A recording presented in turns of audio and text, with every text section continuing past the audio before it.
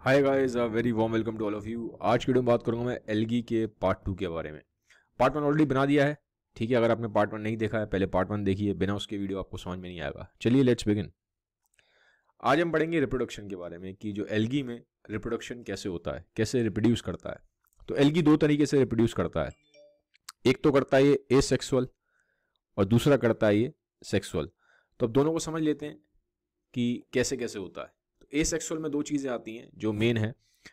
पहला है फ्रेगमेंटेशन और दूसरा है through the production of zoospores. तो अब क्या है फ्रेगमेंटेशन, क्या है, ठीक है। ये देखिए फ्रेगमेंटेशन में क्या होता है, जैसे मान लीजिए ये एल्गी है, ठीक है। तो ये मान लीजिए पूरी एक बड़ी एल्गी है, तो उसमें क्या होगा, ये टूट जाएगी, पार्ट्स में टूट जाएगी। जैसे मान लीजिए एक पार्ट में टूट गई, फिर दूसरे पार्ट में टूट गई, तीसरे पार्ट में टूट गई। तो अलग अलग पार्ट में एल्गी टूट जाती है, ब्रेक हो जाती है। और ये जो टूटे हुए पार्ट हैं ये फिर अपने आप में एक पूरी वापस से एक ओरिजिनल स्ट्रक्चर बना लेंगे, ठीक है। ये वाला जो पार्ट टूटा है ये एक अलग एल्गी बना लेगा, ठीक है। ये जो पार्ट टूटा है ये एक एल्गी बना लेगा, ये वाला जो पार्ट टूटा है ये एक एल्गी बना लेगा। तो ओरिजिनल एल्गी टूटेगी अलग अलग पार्ट्स में, और जो पार्ट्स हैं वो फिर अपने आप में एक अलग एल्गी बना लेते हैं, ठीक है। तो उसका एग्जांपल जैसे दिया हुआ है यहाँ पे स्पायरोगायरा। अब जनरली इससे ना जो रिप्रोडक्शन होता है बहुत फास्ट होता है, बहुत फास्ट होता है, टाइम नहीं लगता, और इसके थ्रू जल्दी फैल सकता है। जो एल्गी है ये बहुत तेजी से स्प्रेड करता है, ठीक है। तो ये तो हो गया फ्रेगमेंटेशन, ये फ्रेगमेंटेशन का एग्जांपल है कैसे होता है। सेकंड आता है जूस्पोर्स। अब ये जूस्पोर्स क्या है, ठीक है, देखते हैं। ये देखिए, ये आप देख रहे हैं, ये मान लीजिए एल्गी है, इसमें से ये आपको एक अलग सा कोई पीस निकलता हुआ दिखाई दे रहा है, ये ऐसे गोल सा, ये यही जूस्पोर है, यही जूस्पोर है, ठीक है, यही जूस्पोर है।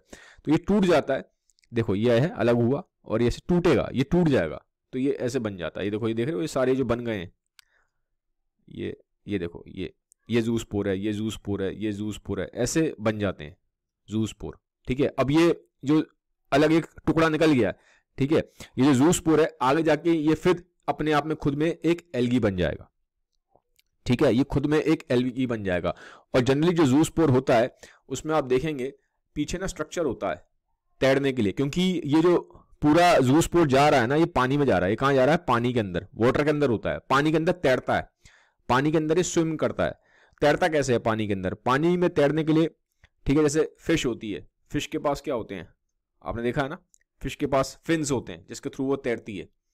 तो अब तैरने के लिए कुछ चाहिए ना, आप भी अगर पानी में तैरोगे तो आप हाथ से तैरते हो पानी में, तो कुछ ना कुछ चाहिए। तो अब ये कैसे तैरेगा, ये स्विमिंग कैसे करेगा पानी के अंदर, ठीक है। तो इसके पास होता है फ्लैजिला, ये देख रहे हो आप, जैसे ये है, ये ऐसे, ये है फ्लैजिला, इसकी मदद से तैरेगा, पानी में स्विम करेगा, ठीक है। तो उसके जो जूस्पोर होगा उसके स्ट्रक्चर में फ्लैजिला होगा ही होगा, तभी वो पानी में तैरता है, ठीक है। तो ये भी क्या है, एक तरीके का एसेक्सुअल रिप्रोडक्शन है।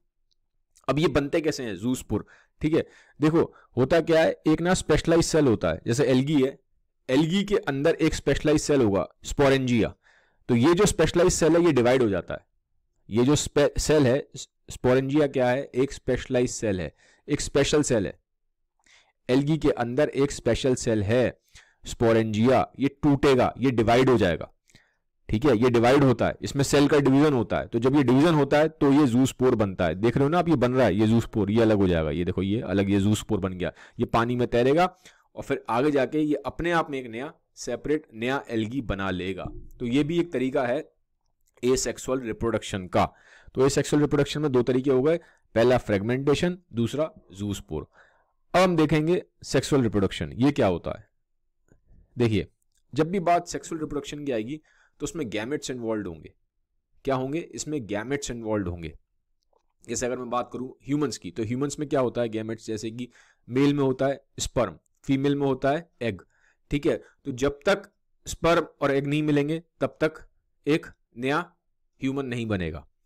ऐसे ही अगर हम बात करें एल्गी की, तो जब तक गैमेट्स नहीं होंगे, ठीक है, तब तक क्या होगा, सेक्सुअल रिप्रोडक्शन नहीं कह सकते उसको।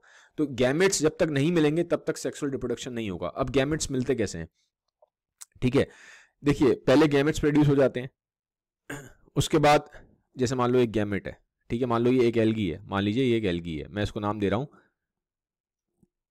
एल्गी एक्स, ठीक है, इसने गैमेट प्रोड्यूस करा, ठीक है, इसने गैमेट प्रोड्यूस करा एल्गी, इसका A1 मान लो। अब ये है मान लो एल्गी Y, ठीक है, मैं इसको सिंपल कर रहा हूं समझाने के लिए। यहां इसने प्रोड्यूस करा एक गैमेट A2, ठीक है, तो जब तक ये वाला गैमेट और ये वाला गैमेट मिलेंगे नहीं, ठीक है, तब तक हम इसको सेक्सुअल रिप्रोडक्शन नहीं बोल सकते। तो ये जब गैमेट मिलेंगे, फ्यूज करेंगे A1 और A2, तब जाके हम बोलेंगे इसको सेक्सुअल रिप्रोडक्शन। जैसे कि ये देखिए यहाँ पे फ्यूजन हो गया गैमेट्स का, जब गैमेट्स मिलते हैं तो क्या बनता है, जाइगोट बनता है, ठीक है, जब जाइगोट ऐसे बन गया फिर ये पूरा बन के नया इंडिविजुअल बन जाएगा, ठीक है, क्या बन जाएगा, फिर एक नया एल्गी बन जाएगा। तो सेक्सुअल रिप्रोडक्शन तभी बोलते हैं जब दो गैमेट्स आपस में फ्यूज करते हैं, दो आपस में मिलते हैं, ठीक है, तो ये हो गया सेक्सुअल रिप्रोडक्शन। अब जैसा कि मैंने बोला आपको, एल्गी में दोनों ही चीजें होती हैं, एल्गी में एसेक्सुअल रिप्रोडक्शन भी होता है और एल्गी में सेक्सुअल रिप्रोडक्शन भी होता है, दोनों होते हैं।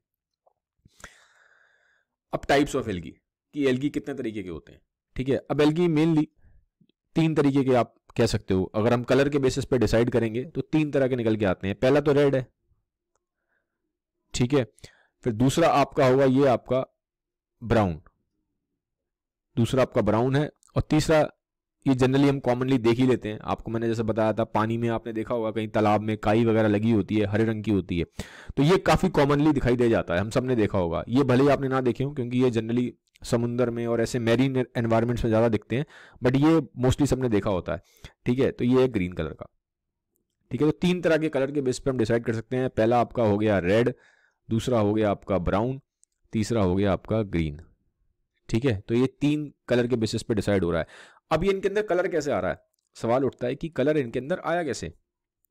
अब कलर के लिए कोई ना कोई पिगमेंट प्रेजेंट होगा, बिना पिगमेंट के कलर नहीं आ सकता। कलर कब आएगा, जब कोई ना कोई पिगमेंट प्रेजेंट होगा, ठीक है।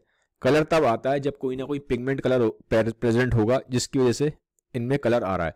अब मोस्टली अगर हम बात करते हैं पिगमेंट की, तो जनरली जो पिगमेंट होता है सबसे कॉमन होता है वो होता है क्लोरोफिल। क्लोरोफिल प्लांट्स में भी होता है और क्लोरोफिल एल्गी में भी होता है, ठीक है।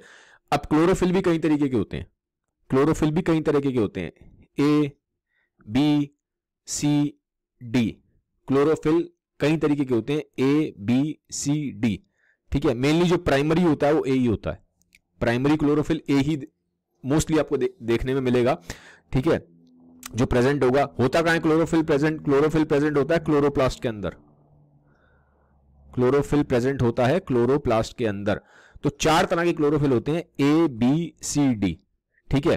तो अब किस तरह का क्लोरोफिल कौन से एल्गी में प्रेजेंट है उसके हिसाब से कलर आएगा, ठीक है। जैसे कि ये रेड है तो रेड में एक पर्टिकुलर कॉम्बिनेशन होगा, A, B, C, D का एक पर्टिकुलर कॉम्बिनेशन होगा जिसकी वजह से रेड दिखाई दे रहा है। ब्राउन में एक पर्टिकुलर कॉम्बिनेशन होगा जिसकी वजह से ब्राउन दिखाई दे रहा है। ग्रीन में पर्टिकुलर कॉम्बिनेशन होगा क्लोरोफिल का जिसकी वजह से ग्रीन दिखाई दे रहा है। अब एक तो पिगमेंट मैंने आपको बताया क्लोरोफिल, लेकिन खाली क्लोरोफिल ही पिगमेंट नहीं होता, और भी कुछ पिगमेंट होते हैं, ठीक है। तो वो पिगमेंट्स भी प्रेजेंट होते हैं जिनकी वजह से कलर आता है। क्लोरोफिल तो होता ही होता है, ठीक, क्लोरोफिल तीनों में है, रेड में भी है, ब्राउन में भी है, ग्रीन में है, लेकिन क्लोरोफिल के अलावा भी कुछ पिगमेंट्स होते हैं जिसकी वजह से कलर आता है, ठीक है। वो कौन से होते हैं, क्या होते हैं, अभी देखते हैं। अब देखिए ये आपकी एनसीईआरटी की बुक में से लिया है मैंने, ये उसमें दिया हुआ है, ठीक है।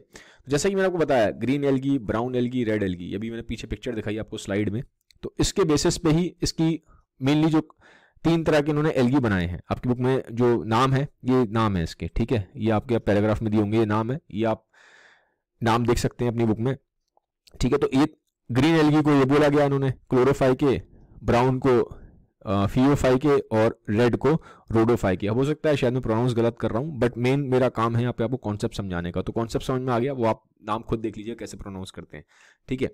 तो ग्रीन एल्गी को ये बोलते हैं, ब्राउन को ये बोलते हैं और रेड को ये बोलते हैं, ठीक है। अब मैंने आपको बताया था कि इसमें पिगमेंट की कॉम्बिनेशन अलग अलग होती है सब में क्लोरोफिल की। देखो आप, रेड ग्रीन में कैसा है, क्लोरोफिल A, B प्रेजेंट है, ब्राउन में A, C प्रेजेंट है, रेड में A, D प्रेजेंट है। तो कॉम्बिनेशन अलग अलग हो रही है क्लोरोफिल की, जो मैंने आपको पीछे स्लाइड में बताया। क्लोरोफिल के साथ साथ ब्राउन में ये एक पिगमेंट और प्रेजेंट है, ठीक है, फुकोजैंथिन करके, और रेड में ये वाला पिगमेंट प्रेजेंट है फाइको एरिथिन करके, ठीक है। तो ये एक्स्ट्रा पिगमेंट प्रेजेंट है क्लोरोफिल के अलावा ब्राउन और रेड में। तो इन पिगमेंट्स की वजह से भी इनके अंदर कलर आ रहा है, खाली क्लोरोफिल की वजह से तो कलर नहीं आ रहा। ब्राउन में ये पिगमेंट भी प्रेजेंट है जिसकी वजह से कलर आ रहा है, और रेड में ये वाला पिगमेंट भी प्रेजेंट है क्लोरोफिल के अलावा, जिससे रेड कलर, रेड एलगी आपको रेड दिखाई दे रहा है। ठीक है, क्लोरोफिल सब में कॉमन है, ब्राउन और रेड में ये एक्स्ट्रा और प्रेजेंट है। ठीक है, अब स्टोर फूड सब में अलग अलग होता है। स्टोर फूड क्या है, जिसको जो प्लांट होता है सबका फूड तो होता है ग्लूकोज। ठीक है, सनलाइट से फोटोसिंथेसिस के थ्रू होता है, सनलाइट होती है। ठीक है, जो लाइट एनर्जी है वो कन्वर्ट हो जाती है आपकी वो केमिकल एनर्जी में, जो कि आपकी ग्लूकोज है। ठीक है, अब ग्लूकोज को स्टोर करना होता है। ठीक है, ग्लूकोज स्टोर होगा, ऐसा नहीं होता कि बस ऐसे ही पड़ा हुआ है, स्टोर करके रखते हैं प्लांट्स उसको।